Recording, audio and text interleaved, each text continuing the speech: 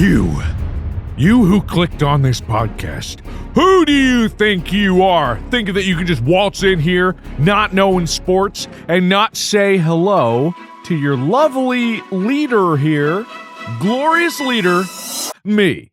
What? Markiplier. Hold on, you baited me. I'm going to lead this for all of you to see alongside my sidekick, Tyler. Do I have a sidekick nickname? Or am I just Tyler Scheid? Tyler the Shit Scheid. He's here to shit all over your ignorance with knowledge. Yeah, that was pretty clever. That was well done. I thought you were going to make some shitting on the toilet joke. Shitting back and forth forever. This is a dignified podcast that is about teaching you about sports and talking about the world of sports that exists that I know very well. And Tyler doesn't. Take it away, buddy. All right, Mark. How many points is the safety? 2. Dang it. You got me. I had to get baseball out of my head so hard. And I'm like, I don't even know if safety is a thing in baseball. I was like, baseball. Baseball? But I know why baseball's in my head. Then we'll do baseball. If there's a tie between the runner and the ball reaching the base, who wins? If there's a tie? If there's a tie. It's up to the ump. Tie always goes to the runner. Well, who knows if there's actually a tie? That's why I say it's up to the ump, because they're not going to be like, it was a tie. It's going to be like, I clearly saw one and not the other. Has there ever been an ump that said there's a tie? I don't think there's been an ump that said there's a tie, but they've done reviews, and it's like if it seems to be a tie, they give it to the runner. If it seems to be a tie, they need a faster camera.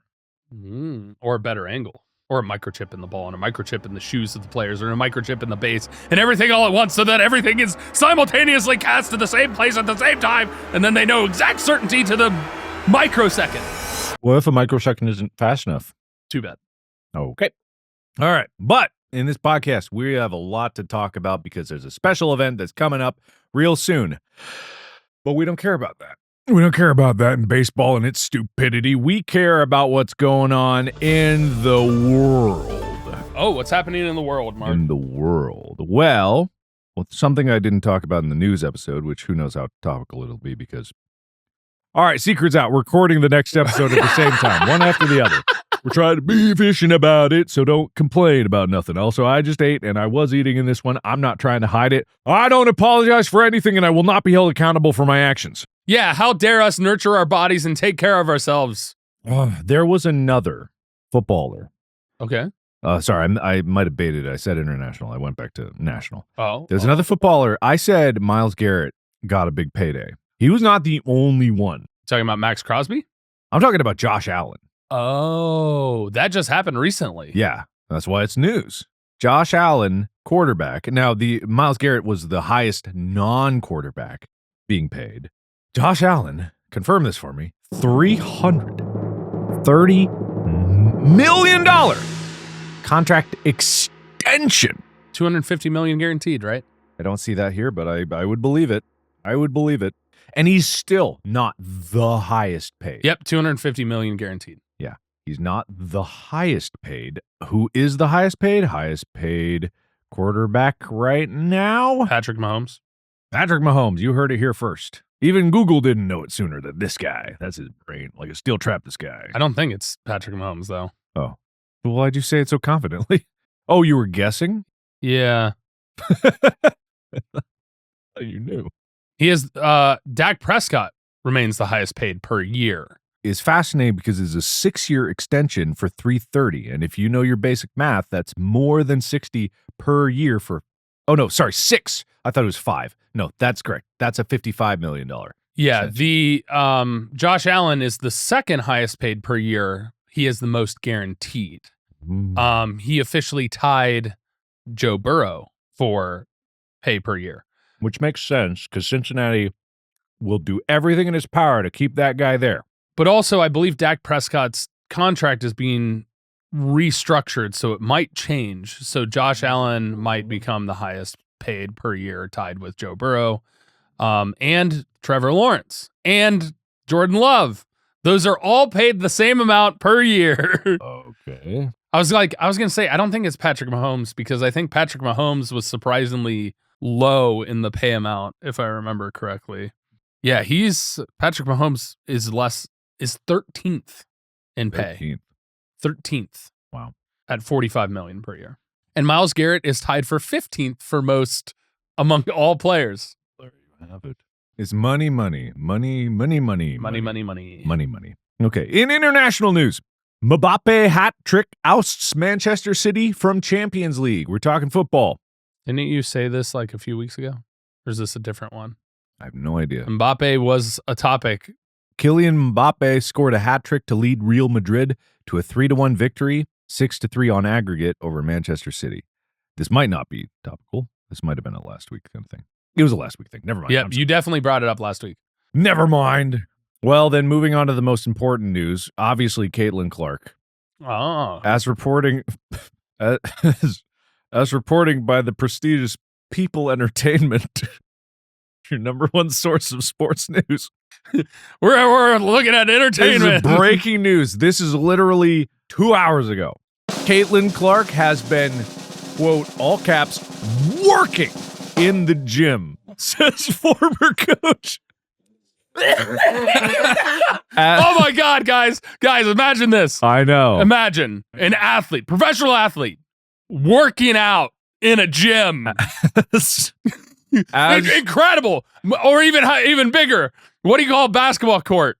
A gym. Oh, wow. It's a gymnasium, indoor basketball court, gymnasium. Imagine a professional basketball player working. No. Let me finish. In a gym. Let me finish.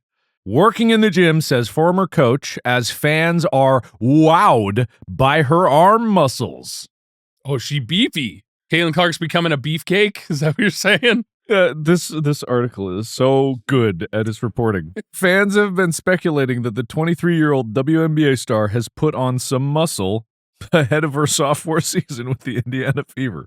And Clark proved she's been hitting the court with a reposted photo on her Instagram story. Guys, imagine an athlete working out and getting stronger and bigger to be more durable in a very past season where she was the most fouled player in the history of the WNBA. This imagine is crazy. Getting beefier to absorb more hits. Just imagine it. Just imagine an athlete getting stronger. Crazy, right? So that's the Caitlin Clark news that was just burning off the presses. Oh man, those People Entertainment, man, they really know their athletes in sports. They're top of the line reporting in other on Caitlin Clark. Stupid news about Caitlin Clark. Eli Manning and Caitlin Clark were playing an arcade basketball game called Pop-A-Shot, where Eli crushed Caitlin Clark, showing that women are not as competitive. No, it's a joke. It's stupid. Shut up. They played Pop Shot, which has nothing to do with how well you can shoot, but more so how quickly you can grab and throw balls at a basket accurately. Yeah, Manning. Not using any basketball form whatsoever. Manning was stunned when Clark 23 admitted, I'm actually really bad at Pop-A-Shot. Manning said in response, you're bad at Pop-A-Shot? I don't believe it. What about Mama Shot? Sorry. Blow him up. Oh, did we talk about Caitlin Clark and Taylor Swift watched a game of the Chiefs back in January? I didn't know that.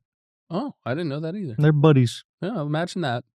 Buddies with Taylor Swift not even coming to this podcast? Can't believe it. Taylor Swift becoming friends with another very famous and popular woman in sports. It's okay. I'll eat my feelings. You know, I don't know why. I knew what you were eating, but for whatever reason, the way you were eating it made me think you were eating popcorn instead of French fries. For all the listeners, know that is what I'm eating. He's eating popcorn. For all the entertainment from the entertainment news platform. All right, that's all. All right. So, today, literally the day this episode comes out, not the day of recording. Today is opening day.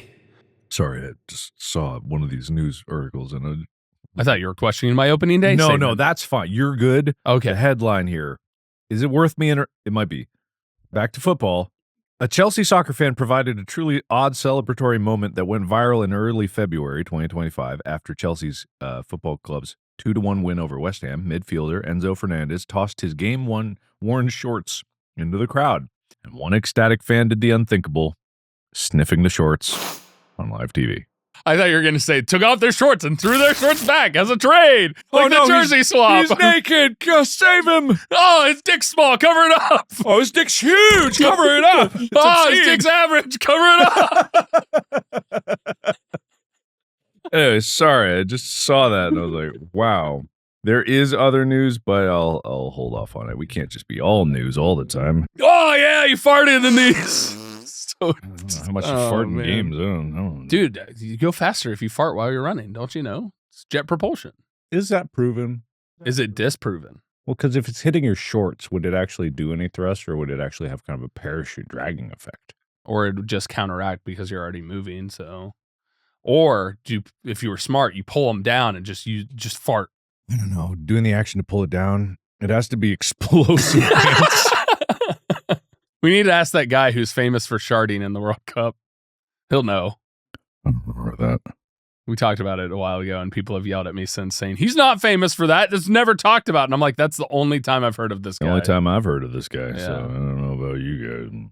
But today, we're talking about an unofficial holiday from our home city, the birthplace of professional baseball, Cincinnati, Ohio. Is it? Yes. I didn't know that. The Cincinnati Reds were the first professional baseball team in the history of baseball. That being said, opening day is an unofficial holiday in Cincinnati, Ohio. Huh. Historically, the Reds have begun each season at home, touching off a citywide celebration where kids of all ages skip work. Why are kids skipping work? Kids shouldn't be working. The children in the Cincinnati coal mines are skipping work. Get them back in there. No, they get to skip work in school to watch the parade and then head off to the ballpark. So why do the Reds always seemingly open at home? Oh, because it's history? So it's not in any baseball rules, though it may seem that way. But the Reds have started every season in Cincinnati since 1876, except for 1877, 1885, and 1966 because of rain. So they didn't play those games. And 1990 for a lockout, and 1888 when the team was scheduled to start on the road for the only time in the history of the franchise. You know, Cincinnati, I always thought, because obviously I grew up in Cincinnati, Mm-hmm. I always thought it was like a medium-sized city, and kind of like smaller size, you know, like, because you look up population of Cincinnati, it's like, oh, it's 300 and something thousand. And it's like, oh, that's not that many. It's not counting the greater Cincinnati area. Yeah, because Cincinnati's right on the river, so and Kentucky is a lot of it, too. And some people consider like Newport, I mean, Newport people probably don't, but it's like, that's kind of conglomerated into Cincinnati, even though it's another state over. Cincinnati just like spills over. There's like 2.5 million people that live in the greater Cincinnati area. It's way bigger, because I've always been confused about it, because Cincinnati has so much shit. Like, I know people make memes about Ohio, and Cleveland is rightfully just should fall into Lake Erie. That should just go away. But Cincinnati has a ton of shit. It's considered a foodie city. It's the German-founded city. It's called the Queen City for that reason. Has the biggest and best Oktoberfest in all of the United States. It actually has one of the most beautiful skylines. If you come there from the CVG airport and you come down, which, by the way, the Cincinnati airport's in Kentucky. Yeah, that's the reason why Cincinnati is weird. But yeah, it's if you come down up 75 north, but going down the hill at 75. And you see Cincinnati approaching there, like I almost teared up when I saw it. It was beautiful, especially at night. Yeah, and that's usually when I show up. There's a couple buildings there in particular that light up a certain way. One of them spells out Cincy. Oh yeah. If you go up 75 that way, it's got a football stadium, a baseball stadium, full size, an arena. There's a casino in the city, like just on the outside of the city there. And it's like, I don't even go downtown.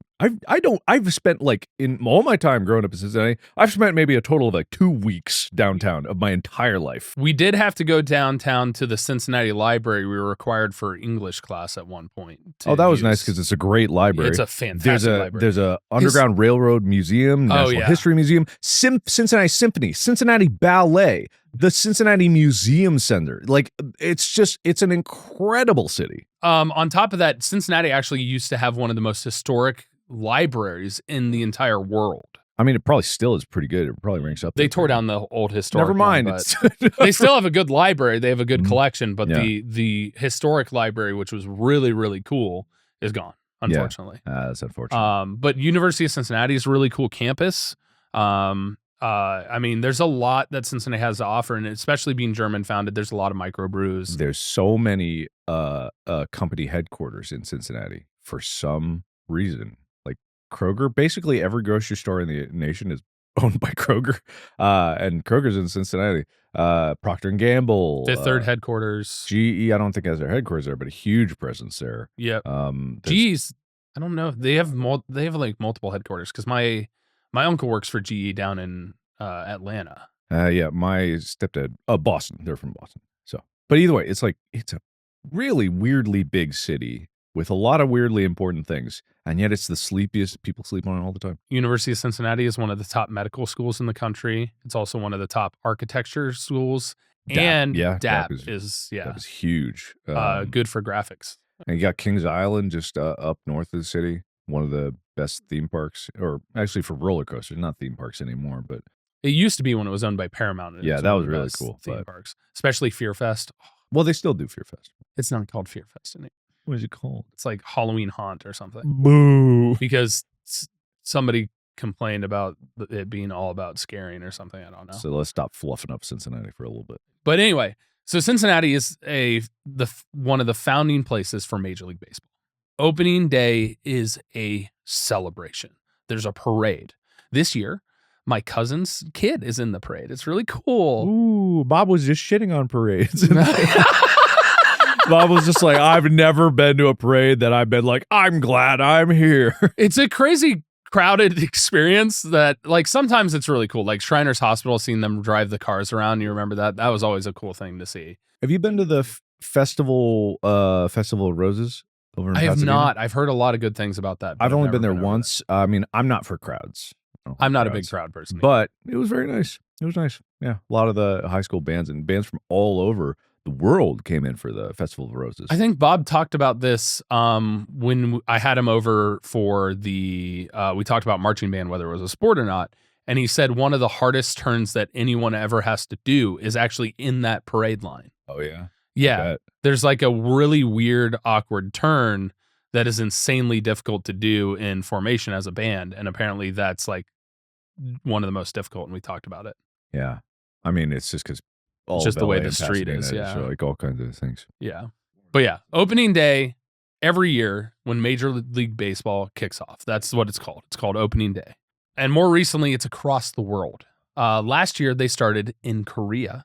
This year, they kicked off in Tokyo. For those who don't know, baseball in Korea is huge. Korea and Japan are the top international places for baseball. It's incredibly big there. So we're going to watch the video. This might have to be muted because of copyright, but we're going to watch the Major League Baseball opening of the season video for the Tokyo game between Los Angeles and I want to say it's the Yankees, but I don't think so. I'm ready. Hit me. The kickoff series. I'm just checking. It's Dodgers Cubs. That's right. It's the Dodgers versus the Cubs. I was like, it's not the Yankees. The Yankees were the World Series. But they're playing in Japan? In Tokyo.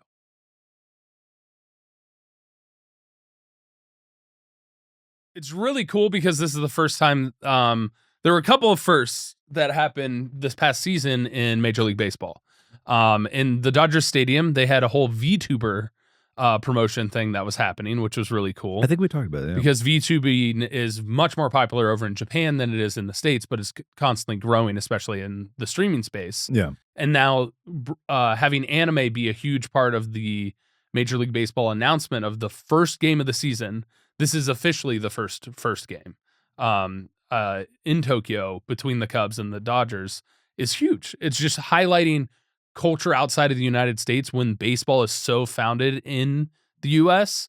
I think that's a massive, massive achievement and a massive thing to do. One of the most profound things that America does, and I know there's a lot of this singing more like historically, is culture, exporting culture. And sport is such a huge part of culture because almost everyone likes to play games. Like you got media and like anime. Anime is popular, but it's still you would consider it kind of niche as like a cultural export.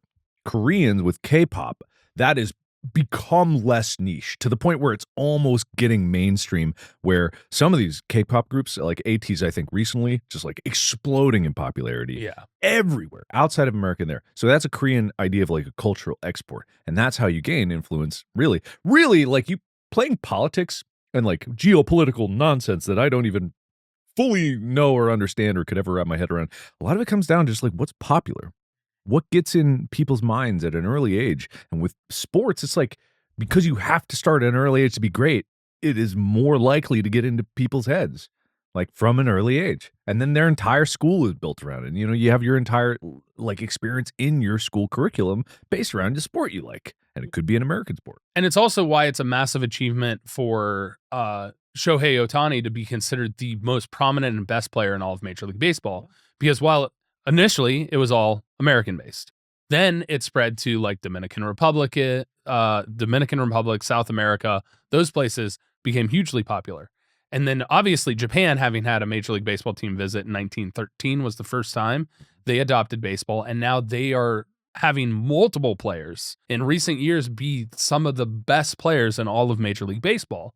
And it's huge that they're launching one they did in Korea last year, and now they're launching the season for this year in Tokyo in Japan is really, really cool. Yeah. It's a 2-game series between the Dodgers and Chicago Cubs in Tokyo on March 18th and 19th, which is this weekend, early next week, from where we're recording this. While traditional opening day still remains Thursday, March 27th. And it is the earliest opening day in the history of Major League Baseball. Earliest in the year? Earliest in the year, yeah. We now know when the season starts, but when was the first Major League Baseball opening day? If it was in Cincinnati, was it in Cincinnati? No. Oh, well then why did we mention Cincinnati? Cincinnati was the first professional baseball franchise in the history of the world. And it's considered one of the top opening days to experience in the entire world.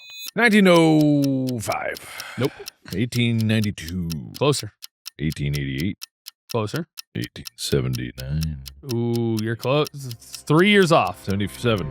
6. There you go. Yeah. Really? 1876. Oh, well, probably spring, so March? No, if this is the earliest now, it would be April or May. April is correct. All right. So on April 22nd, 1876, the first opening day, which was also the first game played in the National League, which if you know Major League Baseball, there's the National League and the American League. It took place at the Jefferson Street grounds in Philadelphia. Boston defeated the Philadelphia Athletics 6-5. Now, despite Philadelphia and Boston playing in the first opening game in Major League Baseball history, Cincinnati, objectively, is the best city with the best Major League Baseball team and became known as the best place to be for opening day. Okay. Completely objective. There's no bias in the statement whatsoever. Not at all. I did not add words to this. Who wrote that beautiful statement?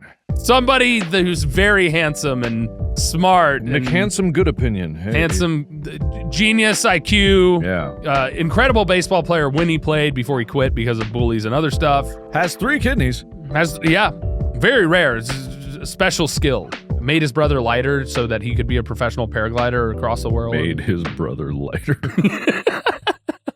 Over the years, the Queen City is considered one of the top places for opening day. Non-objectively, it is classified as one of the top places. It's thought that the Cincinnati Red Stockings, now known as the Reds, were the first professional baseball team. It's not thought, that's true. It's a fact.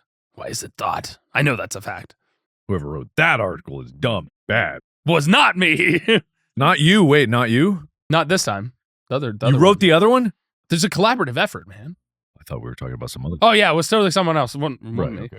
Anyway, the Cincinnati team has been scheduled to open at home as often as the first game for nearly every season. We talked about this earlier, since 1876. Greg Rhodes, a historian for the Reds, says it appears to be a combination of geography, optimism, and money. No. Money? Though the true reason has been lost to time. Couldn't be money. The most interesting thing, and I'm really excited about this will be my first time going to an opening day Reds game that I can remember. I'm actually taking my dad. It's a surprise gift for his birthday the tickets were not cheap. But we're going to go see my cousin's kid in the parade, and then we're going to go and enjoy the game, and we're going to be in very comfortable seats. And it's my birthday gift for him because he's turning 69. Nice. So let's talk about some other popular opening days, all right? And some of the traditions. Now, we can't list every Major League Baseball team's ceremonies, superstitions, and all that. Otherwise, we'd be here forever. Superstitions are massive in baseball. But here are what a few teams do on opening day. Now, let's start in Detroit. So much lesser than Ohio and Cincinnati. But we'll start in, Michigan. All these other cities are just catching every stray possible. So the Detroit Tigers, well, there's a big rivalry between Michigan and Ohio that I still don't understand, and it's whatever. They just like being a mitten on top of Ohio's head. I've said nothing. Entire time. Nothing. I've said nothing. The Detroit Tigers' first opening day was on April 25th, 1901 against the Brewers. About 10,000 fans attended the game, witnessing the Tigers beat the Brewers 14-13, a high-scoring escapade. For Detroit, opening day is an official kickoff to spring. It's an unofficial holiday in the area, and pretty much everywhere you go, people will be decked out in orange and navy for the Tigers. It's also the day of tailgating, with celebrations taking place well before the actual game starts in Comerica Park. And there's a home opener festival that precedes from it and benefits a local charity, which is really cool. All across the city, parties worldwide. All across the city, worldwide parties. Tailgating, celebrations in parks, restaurants, and bars. It's an all-day party.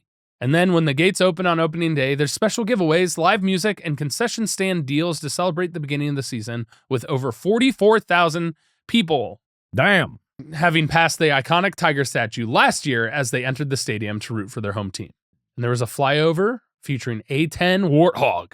It's a beast of a plane. It's the one that goes... It's also the one that can sustain the most damage and continue flying. If you got enough plane to carry that gun between your legs, I think you can take a few hits. Yeah, it's also... it's basically being retired for the most part because it's an air-to-ground... attack plane. Yeah, something like that. And also it's old. It's an old plane. But I mean, listen, anything that flies and shoots bullets as big as my hand, I think it's good that it lasted as long as it did. That's fucking incredible. How did it do that? How does it do that? Also, the amount of damage that it has been able to sustain and keep flying is amazing in and of itself. Let me actually look up how big is that Warthog bullet. For those that don't know, the Warthog is the forearm. Is pretty actually, yeah, it's bigger than my hand. Here's a guy holding it. Yeah, it's his forearm. Yeah, it's like his whole forearm. Yeah, so massive. And they were from the 107th, the 107th Fighter Squadron flew over after the singing of the national anthem. So one of the other things that Detroit offers is a free tailgating party at a nearby park that starts in the morning and goes all day until the game and has a live stream of the game for fans who can't see the sold-out game in person. But Detroit is a fantastic baseball team. They are very good, and so much so that I'm going to show you a picture of these fantastic fans. Bengals fans. Yeah, they're Bengals fans, exactly. Wow. Oh no. Bengals fans. Wow. But as you can see, they've got a big statue of a tiger, which is really cool. And it's a Bengal tiger, which is interesting. I wonder if there's a competition between Cincinnati and Detroit because their baseball team stole the Tigers from the Bengals team, but the baseball team probably existed before the Bengals, so then they're blaming the Bengals for stealing the icon of the Bengal tiger, and the Tigers of the Tigers, and the tiger. All right, cool. Showed you the picture. But Detroit is one of the top places for opening day. One, because of the cool charity thing. It's a massive party across the city. Baseball is a big and thriving sport in the city of Detroit, much like the city of Cincinnati. Another place, surprisingly, in the same division as the Cincinnati Reds, are the St. Louis Cardinals. Now, the St. Louis Cardinals, I have a lot of respect for because they taught people how to hit properly when we were growing up. They were probably the team to watch when it came to their approach to the plate, which was really interesting. So in baseball, there are different ways that people think about strategy of approaching the plate. Sure. Some people walk on their hands. Some people scoot their butt across the ground like a dog on a carpet. Some people have walk-up songs that make them dance. Some people levitate 5 feet off the ground when they're looking for the mythical fifth base. And shoot lightning bolts from the... The approach to the plate being that they don't pay attention to the balls and strikes to a degree that a lot of people do today. It becomes oh, it's hittable or not hittable, which is how I was taught to approach the plate. Every pitch is about, can you hit it or can you not? Is it a hittable pitch or is it not a hittable pitch? Being aggressive at the plate, I think, is important in baseball. But if you're a Cardinals fan, opening day in St. Louis is a holiday. It's an all-day celebration starting at 8 a.m. Last year, they had a special breakfast buffet at Cardinals National Restaurant and Bar before the game. Then fans headed out to the Together Credit Union Plaza for a pep rally. How big was this buffet? Massive. Got to be huge. That has to be. You had to be registered for it or something, but that had to have been like a football field length of buffet table. That is outrageously big. That's like an army-based buffet. Yep. It was like constant food by the fucking. They fill a tank interior with this food and cook it. They probably had a cap on how many people could do it, but it was probably still a lot. Food logistics, though, is a crazy. People don't even think about it Because of the spoil time. Yeah. How long having it needs to stay hot, when it's when ready. it needs to stay cold, how long it can sit out before it's considered contaminated. Try to predict when people are going to chew up one thing, but then they eat all of the other thing you weren't ready for, so you got to suddenly cook this thing. Food logistics is crazy. People don't even think about it. They only complain when it doesn't work. Yeah, especially crafties. When people complain about crafties, but crafties Crafty's essential. so important. Food logistics. Gotta say, in space crafty was phenomenal. That's all Kevin. Kevin's a god of crafty. Kevin. Best What in the a guy. biz, as far as I know. Yep. Did you have Kevin for? Oh, yeah. Oh, hell yeah. Good. Even bigger. Yeah? Mhm. I believe it. It was a bigger set, right? Well, actually, it was a smaller set, weirdly enough. I know Less staff or more? we had less people on Ireland. Uh-huh. I know that's super weird to think about. There was more moving parts. No. Space was so much more scale-wise big. It's hard to wrap your head around that because it's like, yeah, Ireland is very focused. So a lot of skill going down in like a very small piece. So less people, but focusing more time on each individual element. So more focus, whereas space was so broad that it needed to cover so many different things. Like you saw every time we had more people, more cast, Yeah. more makeup artists coming all the time. It was just me. It was just me. So it didn't really take all that much, but So, massive buffet. And this is also where all those without tickets went to watch the game, was at the pep rally, and they saw it on the big screen in the plaza, like giant screen, like one of those big inflatable ones, like a drive-in movie theater screen kind of thing.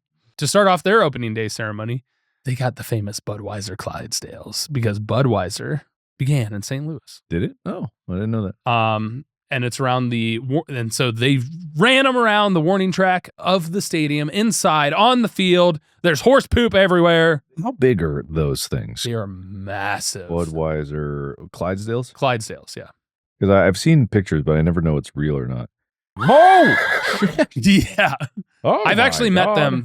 They'll travel across the world. And when I was in grad school in Colorado, they came to Colorado because they have a big center there that can house them. And so I got to meet the Clydesdales. Oh my God, that thing must poop unbelievable amounts. Also, these horses are amongst the most pampered in all of equine. I bet they look spoiled.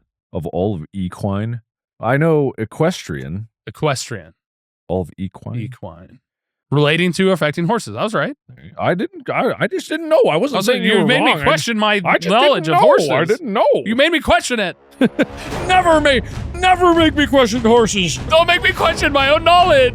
Don't do it. You're gonna make me cry. Anyway, so they became a massive icon of opening day for St. Louis since the 1970s. If you don't remember, those were some of the best Super Bowl commercials, were the Budweiser Clydesdales ones. Budweiser frogs are up there, the Clydesdale ones where they had the dog and they played football, the horses were playing football. So cool. Great commercials. Fantastic, phenomenal content. You'll just have to take our word for this. You will. Just like you have to take my word for it that now we are going to talk about the most important, best opening day that the history of baseball has ever known and will ever exist and will exist forever, and it's the greatest of all time. And that is the one that I get to attend this year with my father. And I'm so excited about it. That's nice. Because I'm surprising him for his birthday. And he doesn't know because we're recording before this, but it's not coming out until after. Don't you dare tell him, Sam. Don't you do it. Anyway, it's impossible to talk about opening day in baseball without mentioning the Cincinnati Reds. It's the birthplace of opening day celebrations, and no other city parties quite compare to that of Cincinnati. Now, opening day, holiday. Hours-long opening day celebration includes the Finley Market, historic Finley Market, and their opening day parade. With hours of partying and tailgating, the event preparation starts weeks, even months before the actual event. The planning of the parade, the coordination, everything. Hours of partying, tailgating in and out of the Great American Ballpark Stadium.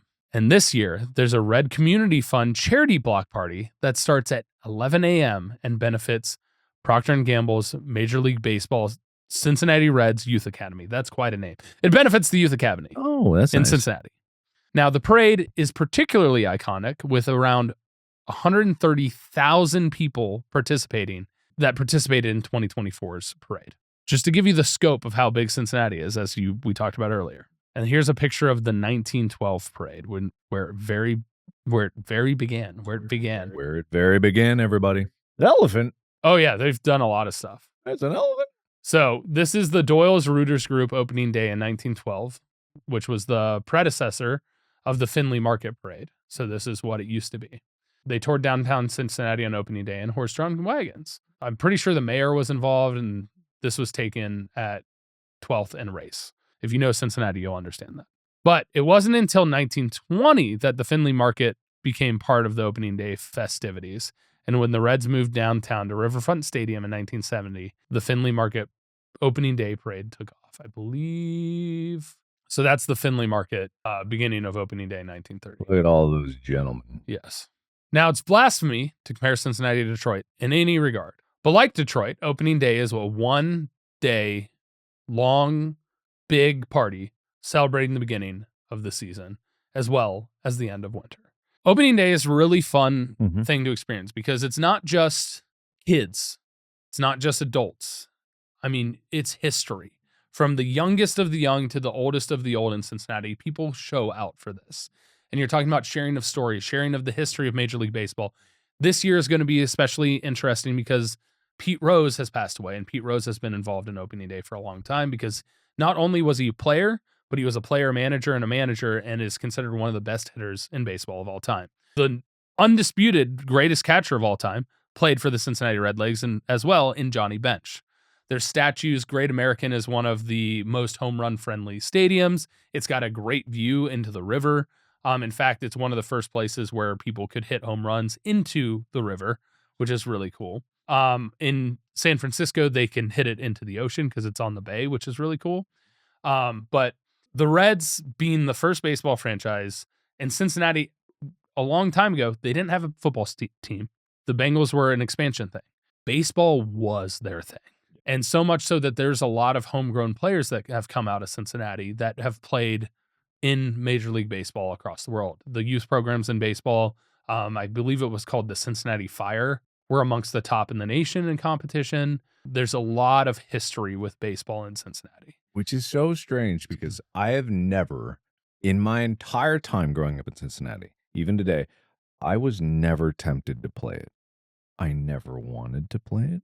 I never was interested in it. I'm not saying it's a bad sport and that no one should be interested, but I'm just so fascinated because it's such a historical baseball city. I at no point wanted to play it. It was never even an option. I never even considered it, which is so strange. Yeah, it's my dad's favorite sport. It became my favorite sport. It was the sport I was actually the best at. And so it's going to games with my dad is a favorite pastime. And it's something I know he really enjoyed because we both analyze the game in a way that only baseball fans do. And it's really interesting. Like a lot of people are like, baseball's boring. Baseball's this.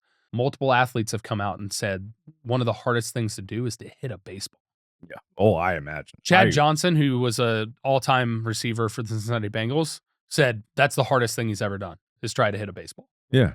No, when you think about the logistics of it, you've got this pitcher who can throw up to 100 miles an hour.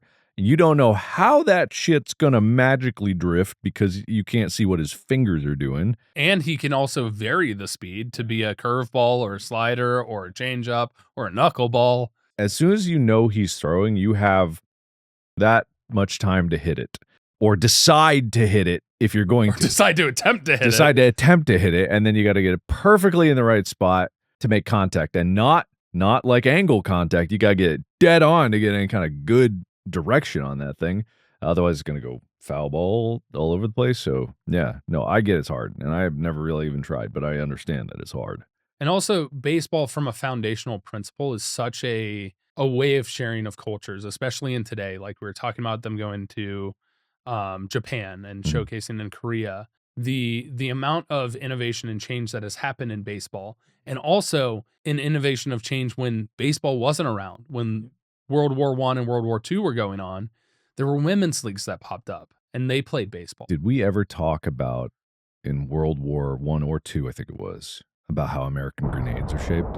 Oh yeah, like baseballs. And they're made that way because we as Americans don't really think about it. Because I don't want to play baseball, but I've thrown a baseball. I can throw a ball, maybe not that accurately, but I can throw it. Most people in the world, it's like trying to throw with, well, not you, but me. If I try to throw with my left hand, it's like I don't even know where my arm's supposed to go. So, but Americans made grenades the way they are because one of the people making it was like every American knows how to throw a baseball. Well, and everywhere else, it's like they had a stick on it. They had a stick, which definitely helps you throw it. It does. But goddamn, those baseball-shaped ones, they could lob that through a window from like 100 feet away and nail it in the window almost like with high regularity because Americans just knew how to throw a baseball. So it was like, that's why they were shaped that way. It was a very common thing for the kids to bond with their father was throwing a baseball in the backyard. Yeah, exactly. Or, I mean, simple things. It's the simplest thing you can do is just throw something, throw and catch something. Aside from just throwing something for distance, it's like to interact with another person. It's one of the most simple things to do because it's almost, I can't even think about it not being human nature. Because if something's thrown at you, your instinct is two things: catch it or avoid it. That's it. Eat it. I guess that's just catching it, but yeah, it's just catching it in your mouth. But yeah, I'm excited for opening day. I'm really excited to be able to spend this time with my dad. There's a lot of bonding that happens between kids, their parents, and people across the city about their passion and excitement about the new season of baseball, spring coming. It's also like a celebration of the new season opening because baseball begins in the spring. You had spring training in Arizona, and now it's that. And of course, Cincinnati, for whatever reason, geography, it's more southern than most other cities in the Midwest. It's a bigger city. It's on the river. Whatever it was that created this environment that made baseball become a really pinnacle and celebrated part of the city it's a big part of Cincinnati. One of the weird things about Cincinnati that like it gave rise to it early and then kind of fell off because of it was rail. Rail used to go completely through Cincinnati as like the hub to get out west. And then, rail died down a little bit. But now Cincinnati's come back. I was horse. Oh, that's all I've got in front of me right now. Send me that picture too. All right. They're big. They are huge. It's actually, so I went to horse camp. I talked about this in one of the things. I've always wanted, now, mind you, these are workhorses that draw carriages and stuff. I've always wanted to bareback a Clydesdale. Just ride on one, no saddle or anything. Just ride it. Just because of how massive they are. They're also beautiful horses with their like stocking hair. Oh, phenomenal looking horses. But man, they're muscular as hell. I mean, they're wide. They're wide. They're like as wide as this desk. Yeah, no, there's no joke. Like that's hard to manage. That's really hard to manage. Be like riding an elephant, like in this picture. Wow. Look at that hat. Cincinnati also has one of the best zoos. Yeah, that's true. That's I believe they had this elephant throw out the first pitch for opening day. No. Yeah, no. Cincinnati, just tons of crazy stuff going on there. But yeah, there's a lot of really cool things that have been done. And obviously the stadiums have changed over the years. The teams have changed over the years. But the history of opening day remains in Cincinnati. I wanted to share that because it's a big part of sport. And it's a really cool celebration of a kickoff of a season that you don't really see in a lot of other sports. NFL, they have one game and it's the Hall of Fame game. And that's like the preseason. But this is across multiple cities, multiple places where opening day is historic. Even New York has a big opening day celebration with the Yankees. So pretty cool. Pretty cool. Not bad. And I'll get to talk about my experience being there for the first time ever when I get back.